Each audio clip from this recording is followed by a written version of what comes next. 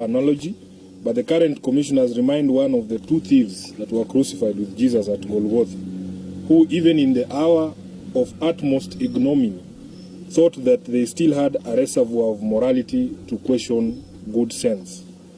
In all conversations around electoral justice in this country, Iebc as currently constituted remains the elephant in the room, the black sheep of a family that everyone knows is the problem, but rarely talks about. It is therefore shocking that it can abrogate itself the responsibility in problems that are its own creation.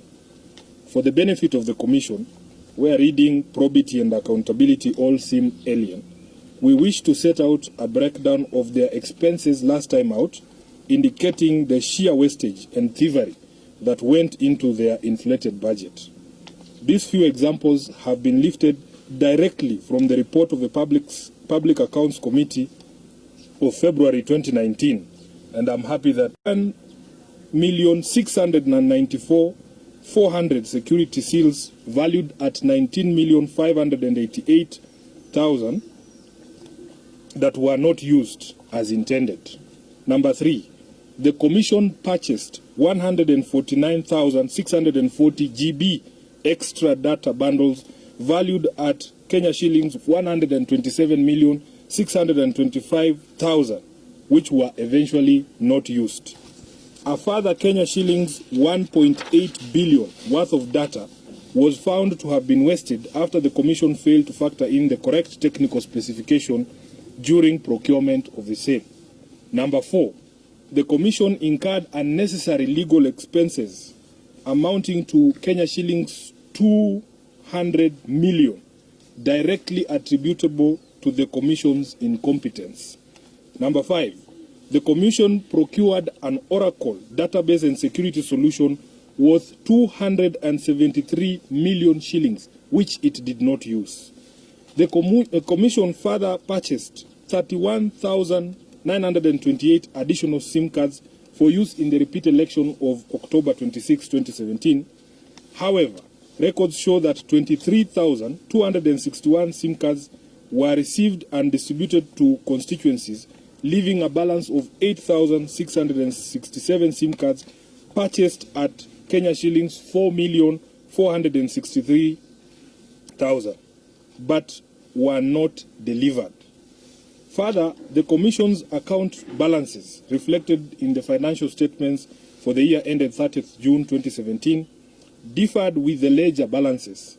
Variances totaling 631 million shillings were noted on various heads, with Chebukati and Company offering no explanation for this material anomaly.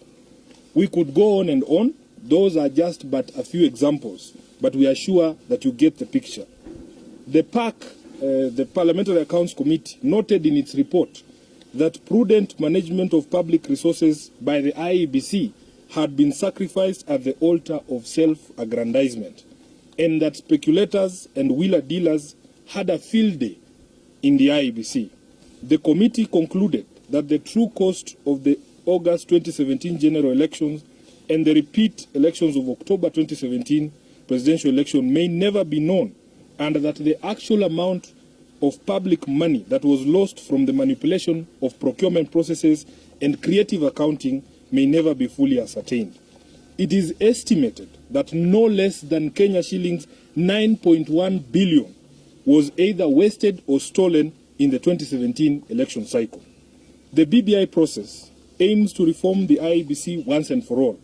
As one of the institutions whose lethargy, incompetence and inertia make them complicit in the shedding of Kenyan blood, we would have expected that the current team hangs its head in shame and awaits Judgment Day. But it is said that the devil's agents often have a problem with silence. If there was ever a time to call out, isolate and throw out the rogue gangsters occupying Iebc, it is now. They seek not to serve, but to rob the public, televise their incompetence and impose themselves on a public that couldn't be more nauseated. Mr. Chebukati and his gang of ne'er-do-wells should now be aware that Honorable Raila Odinga is not prone to making unverified statements, and his figures are backed by science and global case studies. The Commission, as we have illustrated, has been caught with its hands in the cookie jar, and yet they are trying to convince us that the hand was trying to clean inside the jar. It is laughable that through some warped logic, Mr. Chebukati had the nerve to tie the Right Honorable Raila Odinga to the cost of the 2010 referendum, suggesting quite interestingly that just because the Right Honorable Raila Odinga was on the yes side of the 2010 referendum, he somehow bears a level of responsibility for the cost of that referendum at that time. Such logic is what convinces many that Mr. Chebukati lacks the intellectual grounding required to do his job. Only a really dumb thief says, but I stole this same way last time and it was okay, when caught in the act. The budget was overshot in 2010 and in all elections that the electoral body has conducted since. It is at this time of reforms that we shall make it all right, regardless of how easily they walked away with the loot some other time. Right Honorable Odinga has never worked for the IEBC, he has never been the commission, he does not prepare their budgets, and has in fact been a perennial victim of the IEBC's evil machinations. So his name cannot be dragged into the commission's unbridled greed. The Chicken Gate scandal has already taught us that what seems like overshooting the budget and wanton wastage is in fact clear manifestation of theft. We are certain that if we left the chicken out of the IEBC's so-called budget, we can deliver a referendum at a cost of no more than Kenya shillings 2 billion. That is the end of the statement, and we will take questions. Oh, just before we take questions, we can start with Honorable Atandi. He'll say something, then I will give the chair of PSC also to say something. Karibu sana Mheshimiwa. Thank you very much, SG. My name is Honorable Sam Atandi, Member of Parliament for Lego Songa. On top of the statement which has been read by my SG, I want to make the following statements. One, Rwanda, a country which is the same in size as Nyanza province, which is about 4 counties, conducted an election with an amount of less than 350 million Kenya shillings. This is the same amount of money which IEBC used to conduct a by-election in Siaya County in the year 2015. I've given you this example because I want you to understand how elections in Kenya is an avenue for theft. And if you look at the BBI report, Kenyans gave out various reasons why they think IEBC should be disbanded. One of them was incompetence of the officials. The other one was misuse of public resources. The other one was theft. And theft occurs in various forms. Occurs in procurement and also occurs, in wastage of public resources in procuring stuff that are really not needed. Correct. I want to give you an example. In 2013, there was a stalemate when Issa Kassan and Mr. Swago disagreed on how to procure BVR kits for the elections in that year. And Kenya government decided to go into an arrangement which is called government to government. And the election materials were procured in that manner. In the process, if you look at the estimations which were given by Mr. Swago, vis-a-vis what the government ended up using to buy the equipment, government saved almost 4 billion shillings in the process. Therefore, what we are trying to tell Chebukati is that Kenyans have already said they have no confidence in him. They have no confidence in him because of the reasons I've given you. Lack of confidence emanating from incompetence and theft and corruption. Therefore, this is not the same person who again wants to lecture us on, how best or how cost-effective Kenyans can be able to do a referendum. I want to say that we are going to do a referendum, and ODM experts are going to help Chebukati just to help the process to move on, because thereafter, he's going to be out of the office. And so we don't want him to be a stumbling block to what Kenyans really want to do. And lastly, Mr. Chebukati is the most incompetent electoral official that this country has seen. When we had those stalemates at Bomas, because I was there, we had this guy who was going around, mumbling, unable to pronounce himself, unable to explain himself. And in fact, Kenyans really, people who died because of the electoral process, should gang up and actually prosecute Chebukati. We need to have, those prosecutions going on, because Chebukati needs to pay for the things that he committed to Kenyans. Thank you. Let me say something. Firstly, in my capacity as the party's Secretary for Political Affairs, and of course, my other role in Parliament. I have seen Mr. Chebukati trying to hide behind the veil of independence of the Commission, which is provided for under Article 249 of the Constitution. But I want to say this, as a lawyer, you don't read the law selectively. Article 249 of the Constitution must be read together with Article 201 of the Constitution, which provides for the principles of public finance, management of public finance. And among other things, that article requires that public finance is managed in a manner which is transparent, accountable, and open to public scrutiny. And therefore, it really baffles us that when the public, as represented by the Right Honorable Raila Amolo Odinga, wants to interrogate the management of public finance by a public body, such as the Iebc, then the commissioners hit the roof through Chebukati. That is unacceptable. If you look at the report that has been quoted extensively, the report of the Public Accounts Committee, which was tabled in Parliament and adopted with minor amendments. In fact, the only amendments to that report were to do with the committee's recommendations that the IBC commissioners go home. The rest of the report remained intact, and I suppose you media people must have access to it. That report essentially indicted the IBC as it was constituted then, and even now. If it was in more advanced democracies, the Chebukati team would have gone home. Immediately the report was adopted by the National Assembly. Of course they didn't. But the question is, what logic is this?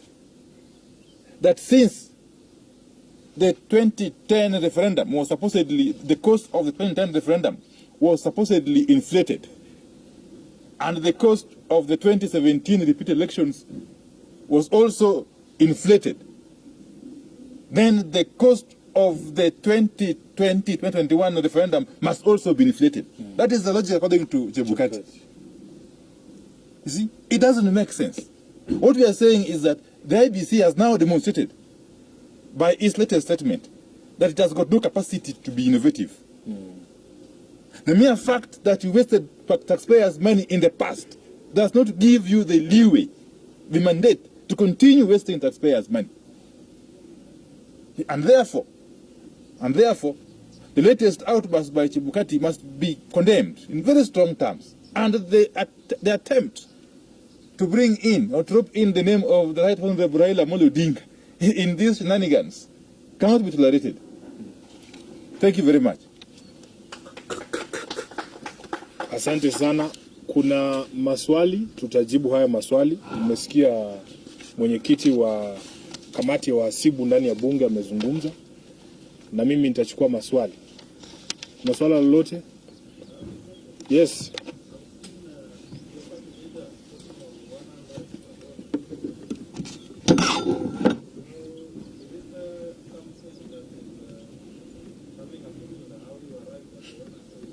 Yes, we are saying that it is.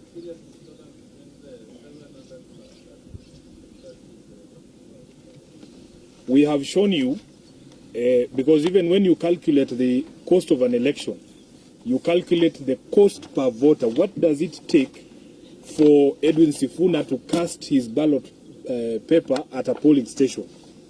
That includes the entire cost of production of the ballot, transportation of the ballot, all the commission's expenses. And we have demonstrated to you by giving you excerpts from a report by Parliament itself. It was adopted by Parliament. Yes, yes. And we want to encourage members of the media. Yeah. When Kina Chebukati are talking and saying it is not possible to do elections at 2 billion, you must show them this wastage the way we have laid it here and the way it is laid in the report. How can a commission spend 400 million shillings to purchase a system that it does not use? And it is not one. Yeah. We have given you the example of the BVR IBM server infrastructure, the security seals worth 19 million. 19 million shillings is not peanuts. 400 million shillings is not peanuts. When they buy data worth 127 million shillings that they don't use, that is wastage and it is theft. When somebody is spending 273 million shillings for the Oracle database and then they don't use it, it tells you that these people expect that there is just money somewhere and that they can draw up fanciful budgets and Kenyans will just keep quiet. As Honorable Wandai has explained, the Constitution requires openness, transparency, and gives Kenyans a right to interrogate expenditure of all public monies, including in these so-called independent commissions. So I believe that if we sat down as Kenyans and decided that we are tired of carrying the burden of expensive elections in this country, it can be done. But when you see people insisting on doing the wrong things over and over, there is a hidden motive, and as we have said, if we can remove the chicken from the budget of IEBC, we can deliver an election at 100 shillings per vote. We have demonstrated. We have demonstrated by just cutting down wastage and theft, you can actually bring down the cost of elections in this country. Yes, Jeff.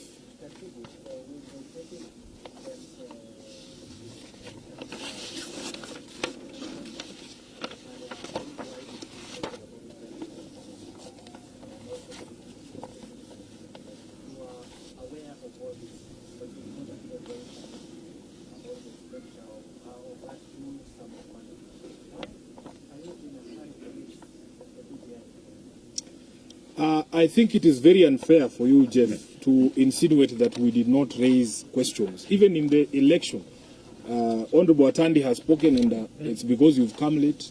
He has explained the instances. Even when government decided to go directly government-to-government deals, it saved us money, 4 billion shillings.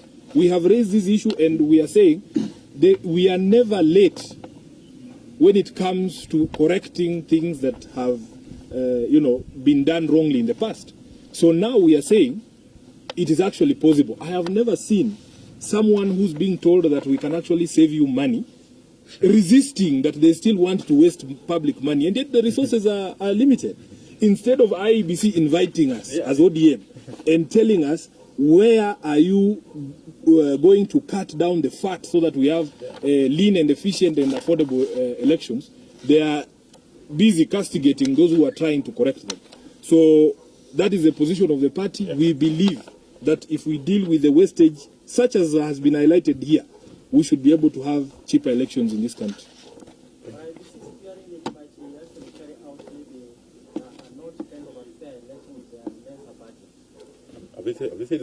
I think fairness of an election depends on a lot of things. Money does not buy fairness. With all the money that they had, they still bungled the election. And after even the Supreme Court gave them an order, these are criminals. If you are a person who can be served with an order of the highest court in the land, and you disobey, these people belong in jail. They should not even be in office. So you cannot buy fairness with money. You need competence. And that is the biggest problem at IEBC. Thank you very much. I think we will leave it there. Yes. Those who have come now can keep the advice from the others. Yes, we had already had tea, so poleni sana ukichelewa kama Muluya unaweza pata uji, lakini lunch tayari imeisha. Wewe unachelewa. Sisi tulikwambia sisi huwa tuna keep time. Yes, hii ni bila hiyo ndio.